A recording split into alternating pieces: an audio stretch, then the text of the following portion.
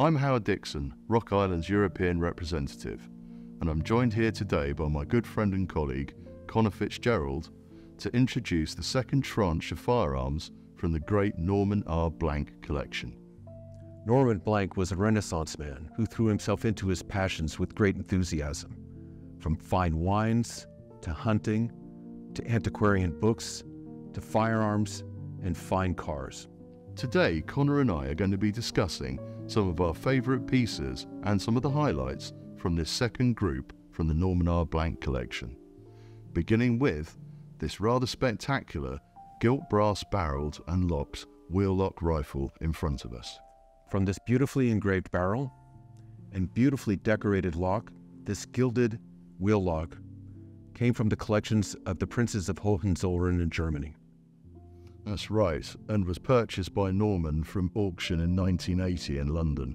Okay, this beautiful rifle dates from the 1650s and later. And what we mean by that is the barrel itself, which is a masterpiece of the engraver and barrelsmith's art of its time, dates to roughly 1650 to 1670, but has been remounted at a later date with this enclosed lock mechanism and stock to give it a longer working life.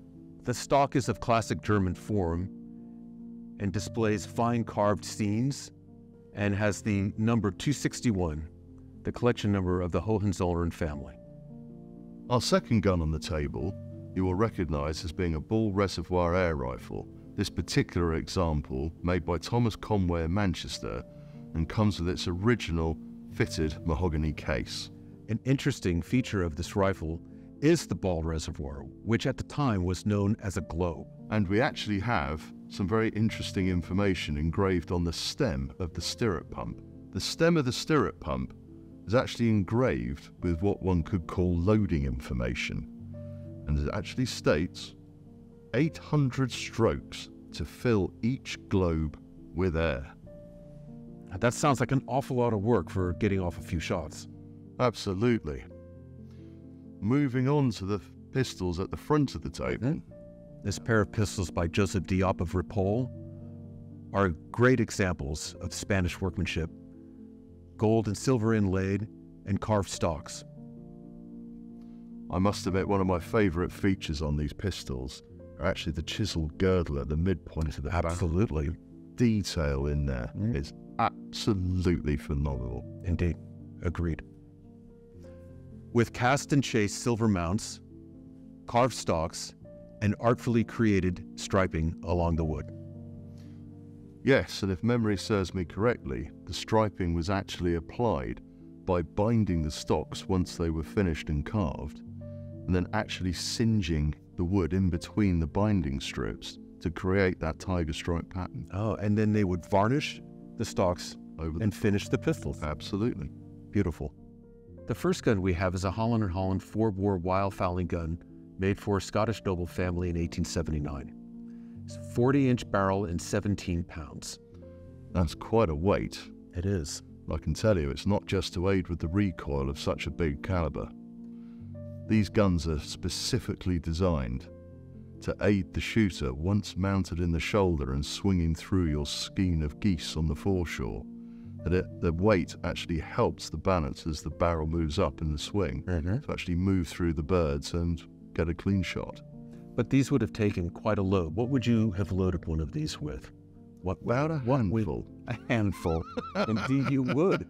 This would take I can't remember what the drams are. They're big. But in all honesty, a lot. Yes. Moving on, we have this rather striking Scottish double rifle made for an Indian noble, again in 1879.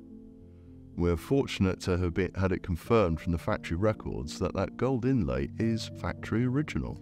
And quite elaborate. Very elaborate. This is a Jones underlever, double trigger, rebounding backlocks, sights for 100, 150, and 200 yards, and 5.77 black powder express. That sounds like the ideal tiger rifle. And let's face it, with something as mean as a big cat, you'd want something as large as a 5.77 black powder express. Indeed. The pair of pistols to our front are a very fine pair of Durseg double-barrel carriage pistols with London silver hallmarks for 1784.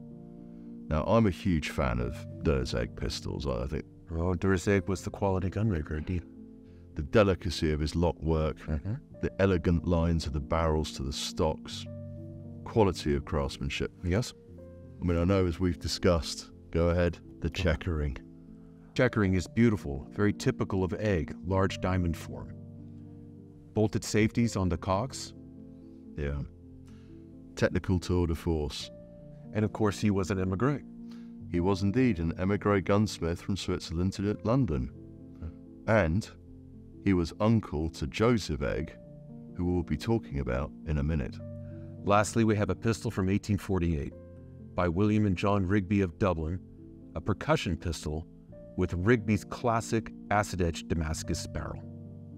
Absolutely, and this pistol has a couple of other quite unique features. Firstly, we're all used to having percussion locks with a half-cock stage, a full-cock stage.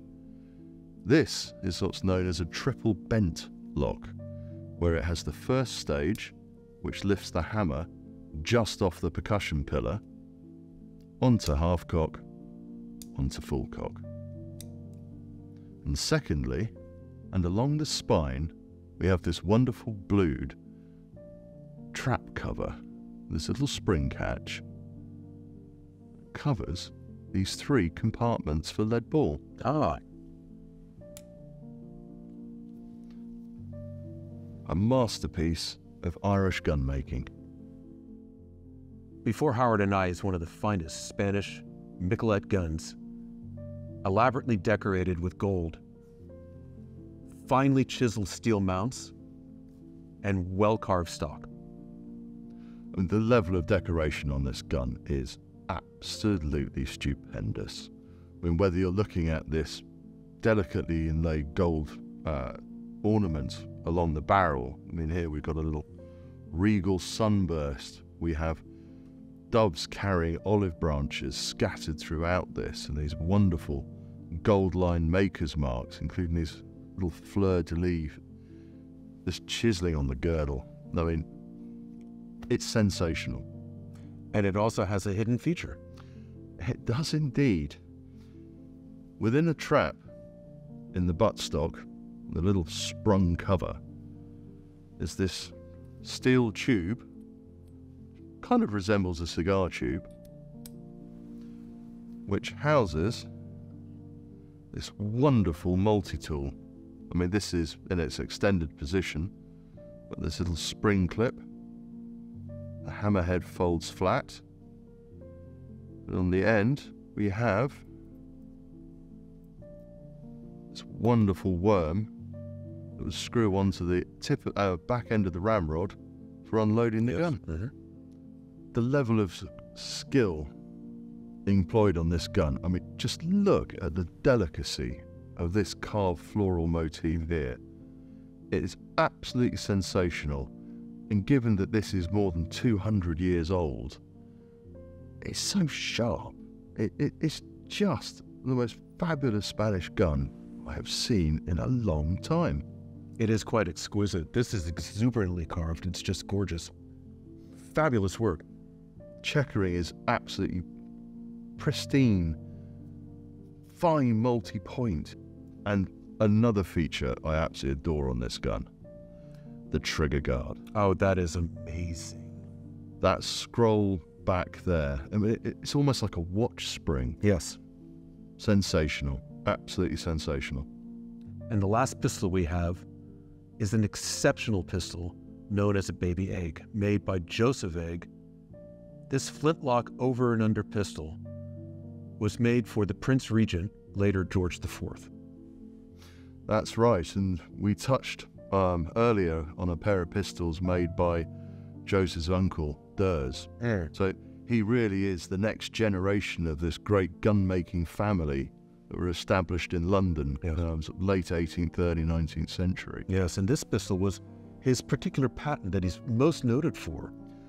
Absolutely. I mean, when you examine the lock mechanisms on these, people sort of compare them to watch mechanisms. They are so delicate, the parts so small, and you have this sort of wonderful single trigger mechanism. Yes, that's absolutely the thing. I mean, it's a double flintlock with a single trigger.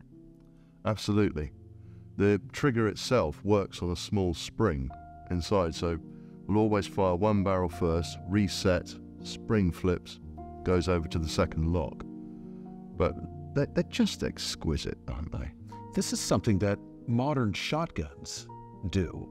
Single trigger shotguns, and yet this gun is from the early 19th century. Correct. Just sort of showing the way, not only over and under configuration, but single trigger as well. Yes, absolutely. An absolute jewel of a flintlock pocket pistol.